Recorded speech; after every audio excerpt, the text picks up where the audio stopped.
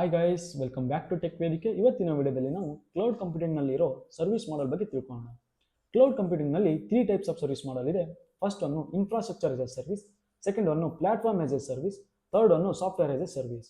ಈ ಮೂರನ್ನು ನಾವು ಏನಾದರೂ ಕರೆಕ್ಟ್ ಅರ್ಥ ಮಾಡ್ಕೊಂಡ್ರೆ ಫ್ಯೂಚರಲ್ಲಿ ಸರ್ವಿಸ್ನ ಯೂಸ್ ಮಾಡಬೇಕಾದ್ರೆ ಯಾವ ಸರ್ವಿಸ್ನ ಎಲ್ಲಿ ಯೂಸ್ ಮಾಡ್ಕೋಬೋದು ಅಂತೇಳಿ ನಮಗೆ ಈಸಿಯಾಗಿ ಅರ್ಥ ಆಗುತ್ತೆ. ಸೊ ಅದಕ್ಕೆ ಇದನ್ನು ನಾವು ರಿಯಲ್ ಲೈಫ್ ಎಕ್ಸಾಂಪಲ್ ಜೊತೆಗೆ ಈಸಿಯಾಗಿ ಅರ್ಥ ಮಾಡ್ಕೊಂಡು ಬನ್ನಿ.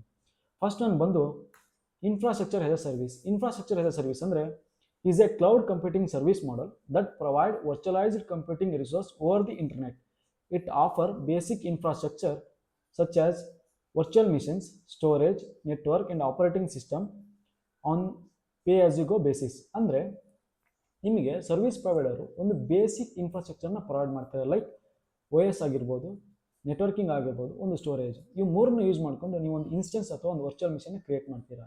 ಕ್ರಿಯೇಟ್ ಮಾಡಿ ಇದನ್ನು ಫುಲ್ ಮ್ಯಾನೇಜ್ ಆಗಿರ್ಬೋದು, ಫುಲ್ ಕಂಟ್ರೋಲ್ ಆಗಿರ್ಬೋದು, ನೀವೇ ಮಾಡ್ತೀರಾ.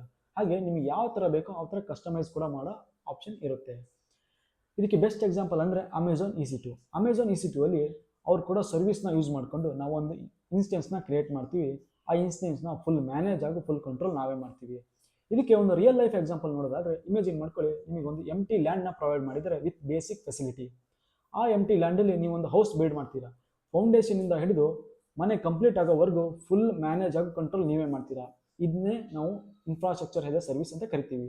ಸೆಕೆಂಡ್ ಒನ್ ಬಂದು platform as a service. Platform as a service ಅಂದರೆ is a cloud computing model that provide a platform and environment for a developers to build, test, deploy and manage application without managing underlining infrastructure. ಅಂದರೆ platform as a ಸರ್ವಿಸಲ್ಲಿ ನೀವು ಯಾವುದೇ ರೀತಿ ಇನ್ಫ್ರಾಸ್ಟ್ರಕ್ಚರ್ನ manage ಮಾಡೋ ಅವಶ್ಯಕತೆ ಇರಲ್ಲ.